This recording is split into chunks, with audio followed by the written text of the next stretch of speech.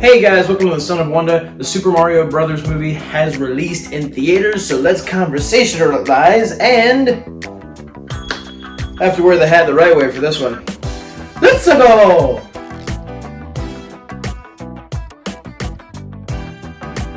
Alright guys, so I'm just gonna have to stop making predictions for movies anymore, because I seem to be wrong a lot. Because, I really I wanted Quantumania to be good. It wasn't. I wanted Shazam to be good too, and it wasn't. But I was skeptical about this one, honestly. Super Mario Brothers movie, I was skeptical about it. From the trailers, the trailers looked good enough, but there are even elements in the trailers that made me a little, worried about certain things they might do to undermine certain characters instead of prop them up as being awesome. So I was nervous. This movie doesn't do that. This movie is awesome. And I'm so happy I can say that. Finally, when it comes to a kids-oriented film, because I feel like, especially in that department, we have not had the best entries lately, especially from Disney. So, this was good. So happy, so glad that I can say that. I'm so happy. So I'll start off with elements that maybe I thought could have been a little different, just so I can get to all the good stuff later. So Peach in this movie, Princess Peach, has... Listen, I do believe that a lot of these different shows and movies have had too much of a trope where the main female characters are just too powerful for no good reason, and they can kick everybody's butt for no good reason. They don't work for it, they just do it. She has some elements like that in this movie, I'm not gonna lie.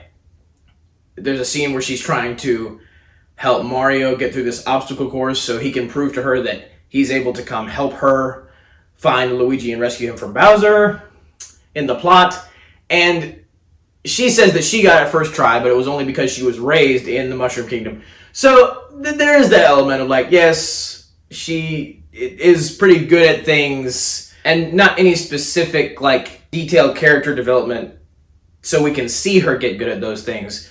She just is. So that is a little bit of a gripe.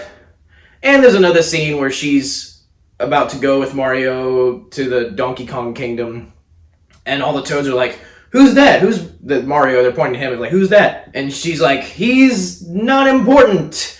And I didn't like that very much. I thought that was a bit of a jab to Mario, but still, everything else is great.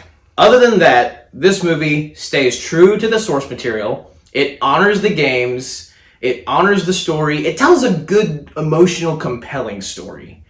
And I'm so, again, I can't reiterate to you guys how much I enjoyed that, because it's been so few and far between lately with different movies. They're focused on one thing instead of focusing on the bigger picture, which is telling a good, emotional, compelling story that's meant to inspire you, that's meant to give you hope, instead of letting you down or just acting like you can do everything without working for it. That is not what this movie does. Mario specifically, from the get-go of this film, from the start, is shown to be a guy who does not put up with bull mess. He just doesn't. He stands up against bullies no matter how big they are, even though he's small, and everybody's ragging him for being so small. Even Peach, when she first sees him, is like, you're small, are you sure you can do this? And he does not give up. In all of the fights he has in this movie, yeah, there are times where he gets scared, but he keeps fighting, and that is a phenomenal quality. And I don't mind that he gets scared. I don't mind that he fails, because one of the main elements of stories for your protagonist, mainly, is failure so you can succeed. When seeing a character fail and then succeed later at the thing that they failed at previously is awesome. It is a great feeling, seeing them get beaten down and then get back up again because they have that tenacity and that sense of perseverance, which is a biblical principle, by the way. That is awesome. That is just great. And it's funny because they incorporate more of the real world in this movie than I was expecting, because Mario and Luigi are from Brooklyn. I'm just a kid from Brooklyn. And right out of the gate, one of the biggest criticisms of the movie thus far, or the worries that people had for the movie, was Chris Pratt's Mario's voice. Mario's voice? No. Mario voice. People were concerned about that. They didn't think it sounded like Mario very much. And right out of the gate, they kind of solved that problem. At least for me, they did. Because it opens with the Mario Brothers commercial, and it's got the same theme song from the show that was in the 80s, the Super Mario Brothers show. The rap song, with the Mario Brothers and plumbing's a game, that one. And Mario's speaking in his, like, very exaggerated Italian accent in the commercial. Well, we're going to say Brooklyn, let's go! And he's actually just has a Brooklyn accent in real life. His family's still Italian, but they're Brooklyn Italian. And they got it from some guy who worked at the diner they're in. And so I just liked the way they weaved that into the story, that it wasn't some over-exaggerated voice that Chris Pratt was trying to do the entire time, that he ended up doing a good Brooklyn Italian voice that made you believe, like, oh yeah, this is a real character who ends up getting transported into this eccentric and over-the-top world. And that was a great way of grounding the story and making Mario feel like a person you can relate to as he's seeing all these different crazy things and doesn't know how to react to them. Also, you have Mario's contrast with Luigi, because Mario's the brave one. And even at the beginning, he's like, when they're doing their plumbing job, he's going over all these obstacles, jumping over fences, ducking under stuff. And Luigi's kind of like falling behind, and he's stumbling, and he's not getting there right. And he struggles with bravery. He's very fearful, and he gets like, when they first go to the Mario world, he gets trapped in Bowser's kingdom. I think they call it the Darklands. And he's all scared because the skeleton Koopas are coming after him, like Luigi's Mansion. There's a callback to that. And then he gets captured by Bowser, which I will say, maybe another slight gripe, is that I feel like for the most part they kind of sideline him in this movie, because for the whole middle act, Luigi's not there. He's just captured by Bowser. But it does make for some hilarious scenes, because when Bowser first captures Luigi, like in the trailer, he's like, not sure if you know who I am, but I'm about to rule the world, and I want to marry Princess Peach, and is your brother attractive to women at all? And that brings me to Bowser. Bowser in this movie is hysterical, but he's hysterical in the best way. They still make him fierce and ferocious and unmistakably the bad guy. But he still has some hilarious moments, largely due to the fact that Jack Black is the one voicing Bowser. If you don't know, you probably know who Jack Black is. I'm just going to say, you probably know who Jack Black is. Jack Black specifically, though, is very important to my family because I grew up watching all sorts of his movies. I watched School of Rock, Gulliver's Travels, and my family's favorite Jack Black movie is Nacho Libre. And if you haven't seen that movie, go watch it. It is phenomenal, one of the best comedic movies you will ever see in your life. But Jack Black brings all of his Jack Blackisms to the role of Bowser. And there is one scene in this, well, technically two, because it's like a mid-credit scene as well in this movie that is just, I will never forget it. There are few moments where I have laughed that hard in theater, but I laughed that hard. He sings a song, because his whole goal in the movie is not only to take over the Mario world, but he wants to marry Princess Peach. He has a crush on her, and he wants to marry her. He wants her to wed him. And I was okay with that, because that's the way it is in the games. Like, Bowser wants to marry Princess Peach, have her as his bride, and rule the world with her. And that's his motivation in this movie. And so he is, like, vulnerable when it comes to that. He's like I said before, he's asking Luigi, like, how handsome is Mario? And he's asking his other agents and spies the same stuff, and it is hilarious. But he sings this song about his love for Peach in the middle of the movie. It's like, peaches, peaches, peaches, peaches, peaches, love you. It is hilarious. And it is the classic Jack Blackisms, like Jack Black charisma.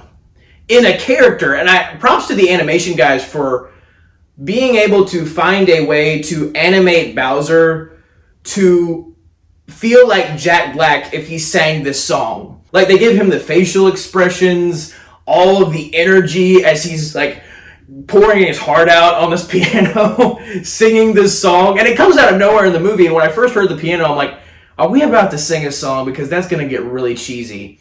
And then when I'm thinking like, oh, it's Jack Black doing it.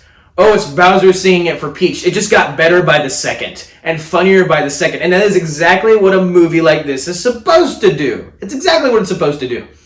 But after Mario and Luigi get shot into this world, obviously Luigi and Mario got separated. Mario tries to enlist the help of Princess Peach, and he wants to save Luigi, and Peach wants to save the Mushroom Kingdom. So they have a similarly common goal in trying to defeat Bowser mainly. And, you know, they have the training sequence where Mario's trying to do all these obstacles to prove to Peach that he can go with her. And he fails a lot, but he doesn't give up, like I said before. And there is one moment where he almost completes the course and then gets eaten by a piranha thing. You know, so he has to, so he failed still. But at first when I saw that, I'm like, I really wish he would have just made it, because I feel like you remove that payoff. They pay it off later.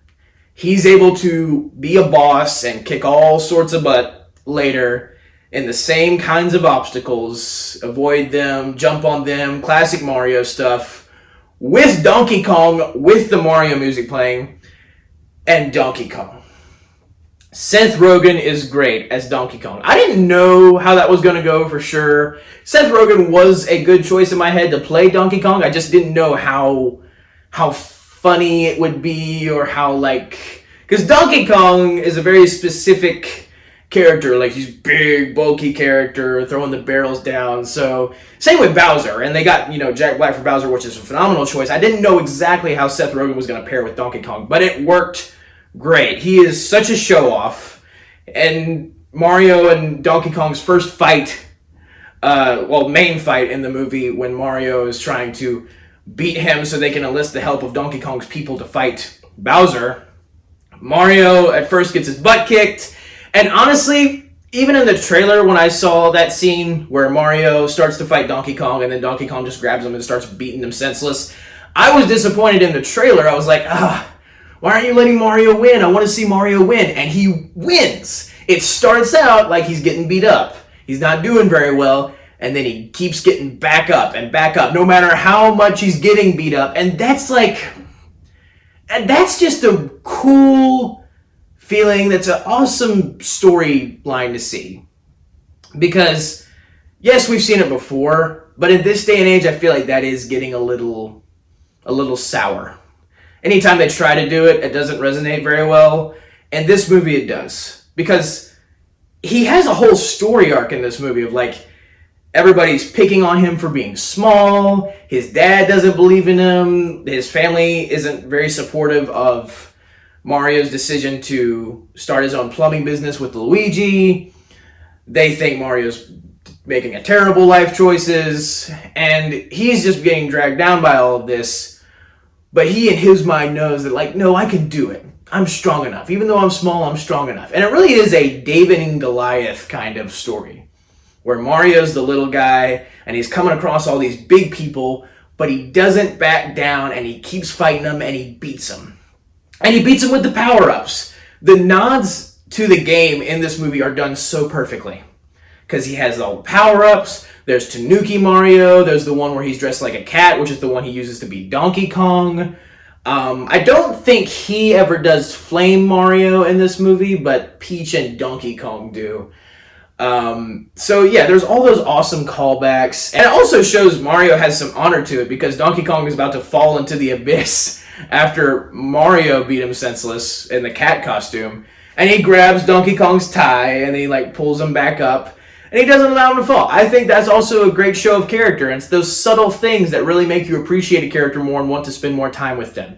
So Mario is not just a doofus in this movie. He's not totally incompetent. He's incompetent at times, but he's never been in this world before, so it makes sense that he wouldn't know exactly how to avoid this or fight this or do that. He's a plumber still. But in this movie, he becomes sort of like an origin story for Mario. Like, he becomes the Mario we know and love. And then you get the Mario Kart sequence, which is just great, because the Donkey Kong people, the Donkey Kong King, I don't remember exactly what his name is, the King of the Kongs, I guess, King Kong, we'll just call him King Kong. King Kong has the Mario Kart stuff laid out just like in Mario Kart 8 in the game, where you can turn the dials and pick what kind of parts you want for your vehicle. Peach, of course, picks the motorcycle. Mario, of course, picks his classic Mario Kart. And it's hilarious because Toad drives up in this giant, decked-out truck with some gold-laced sunglasses. It is hilarious. Toad even is a great character in this movie. He doesn't get a lot of stuff to do, but even later when Peach and him are having to face Bowser by themselves, Peach is like, no, you should go with the other Toads, you should evacuate the city. And he's like, I said I would protect you. That's cool. Again, it's like those subtle things where they give those characters some honorable traits, like, no, I said I would protect you. That's just awesome when they do that, especially even for like the smaller side characters like Toad. But the whole Mario Kart sequence is great. They ride on Rainbow Road. They have that ramp that they jump off of, just like in the games. All like these loop-de-loops, and Bowser sends Koopas after them in their own carts. And it's like this big battle, and all these different crazy things happen. And there's even a blue shell. Like, you think this one guy's cart has been destroyed and he's down and out, but we realize that he's the blue shell, like from Mario Kart. And he blows up Donkey Kong and Mario's cart, and they fall into the water and get eaten by whatever that eel thing is from the game. I don't even know what it's called. But I knew all the callbacks when I saw them and heard them, because they have the best music choices as well. Both like actual songs like from the 80s and like rock songs and stuff, as well as music from the game. Like, every time you hear the notes like of the dun dun dun dun dun dun dun dun dun dun, every time you hear that, you know, that's what that is. That's what that is. That's what that is. And like, even Bowser has the star, like the all-powerful superstar that helps him conquer the world. And Mario and Luigi get to use it later, and you hear the dun dun dun dun dun dun dun dun dun dun, like, I think it's like slowed down, but they use the Mario music and they utilize it in the best way possible. But the Mario Kart sequence is great. Mario and Donkey Kong even get to, escape the giant sea monster thing that eats them and go help Peach fight Bowser. And it's this big epic battle. Bowser sends a giant bullet bill to destroy the Mushroom Kingdom, but Mario uses the Tanuki Mario suit to lead it into like one of the green pipes and into the void of the Mario world. And I like this detail because other movies would have just had the bullet bill explode and that be the end of it, and hey, we saved the day, all great. The bullet bill explodes and it ends up like destroying the portal and sucking everybody into the real world. And there was a part of me that was kind of like, I wish that the final battle had taken place in the Mario world, because that's what the main world we want to see. But I appreciate the way they utilize the world instead of just making it simply the final setting for the final fight. Bowser fights Mario, beats him senseless, throws him into the diner that he and Luigi were at the beginning of the movie. And Mario is like beat up. He's got a black eye, his cheek is swollen, he's down and out. And he sees the commercial. He and Luigi's commercial play on the television, even after the television's been broken a little bit. Like, it comes on slightly. And it inspires him, and it makes him remember, yes, this is what I wanted. I'm not going to give up. If I want to do a plumbing job on my own, I can do a plumbing job on my own. If I want to beat Bowser, I can beat Bowser, no matter how small I am. And they don't say that. They show it. Show, don't tell. This movie utilized that quality as well brilliantly. So Mario goes out and he tries to fight Bowser. Bowser tries to shoot Mario with his flame, and then Mario and Luigi find the star. And it's awesome because Luigi this whole time has been scared out of his mind. Not very brave. He wants to be, but he's not very brave. And even like earlier in the movie, he remembered how Mario always stood up for him. And so even he has this little character arc. And so I feel like everybody's character is utilized in a way that gives them an arc. Even Princess Peach is given like a little bit in her backstory, which explains like how she's the only other human in the Mario world, because Mario is curious, like, maybe you came from my world. And she's like, well, there's a big universe out there, you know, all sorts of different worlds. And she apparently came through the portal as she was a baby, the same way Mario and Luigi did, and found the Toads and became their princess in Mushroom Kingdom. So I like that they gave her some backstory. But yeah, they pay off Luigi's arc. He gets to like use a sewer lid to block Bowser's flame. And then Luigi and Mario both jump to the star and get their power up. And then they beat Bowser senseless. And after they get done beating him, Peach like puts like a blue small mushroom in his and Bowser's mouth to shrink him down so they can put him in a jar and he's captured forever. I thought that was a classic way to end it. I'm glad that Bowser didn't get destroyed. So if they do a sequel, they can still utilize him. Because Jack Black is just so good as Bowser. But yeah, everything down to just the Mario world in general, all the details. This movie is phenomenal with its details. The bullet bills, the piranhas, the bombs, even one gets like blown up. Peach tries to blow it up on Bowser's airship because Bob-Omb's in the wedding. Like, it's so good. Such great attention to detail. I love it so much. Like, you got some cheap in there.